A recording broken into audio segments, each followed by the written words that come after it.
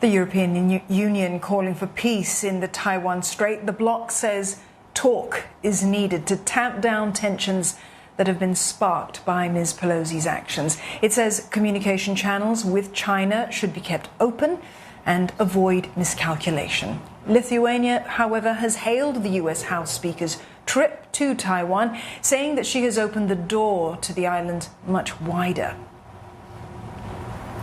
Rosie Burchard joins us live now for more on this. Rosie, Lithuania is the only EU state to back Ms Pelosi's trip openly to Taiwan. Why has it done that, and why does the Baltic countries stand? What does it stand to gain from relations with Taipei?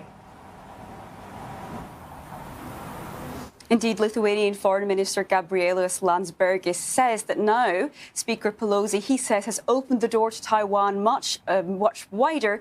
He says he expects more defenders of freedom and democracy to soon be passing through. Now, that is seen here in Brussels very much as a suggestion that there will be at some point in the future a high-level visit of Lithuanian officials to Taipei. And we should note that there are reports that Lithuania will be opening a trade representative office in Taipei in the coming months. So this really comes amid deepening relations between Lithuania, this Baltic state, and the island. And indeed, Lithuania that's been something which has been of note to Beijing, something which Beijing has been absolutely criticising. Now, Lithuania allowed Taiwan to open what was seen as a de facto embassy in Lithuania's capital, Vilnius, last year. That's something China strongly criticised. It downgraded its diplomatic ties with Lithuania as a result. Now, Lithuania and the European Union say what then happened is that Beijing engaged in economic coercion against Lithuania, and they took that complaint right to the World Trade Organization. Now, Beijing denies any sort of trade boycott against Lithuania, but certainly has been critical of the Baltic state otherwise. So as Lithuania and Taipei deepen their relations, that causes relations between Brussels and Beijing to become even more complicated. At the same time, Rosie, the rest of the EU more cautious on taking sides between the United States and China.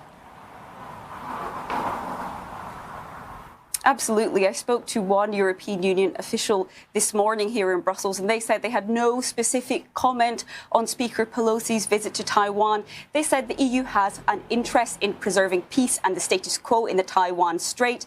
They said they encourage a peaceful resolution of cross-strait issues. Now, they mentioned again, highlighting that the EU has a clear one-China policy. Within that policy, they said the EU recognises the government of the People's Republic of China as the sole legal government of China, while also pursuing, they said, friendly relations and close cooperation with Taiwan in a wide range of areas. And one of those key areas is when it comes to semiconductors, something the European Union is very interested in. And it's within that context that we saw the EU and Taiwan hold upgraded trade talks in June. That was something that Beijing also criticised. Now, whether or not EU governments are coming out in support of Speaker Pelosi's visit, there have certainly been some European Union parliamentarians and politicians who have voiced their support.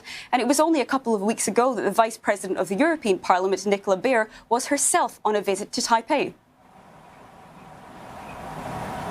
Rosie, thank you for that. Rosie Burchard there in Brussels.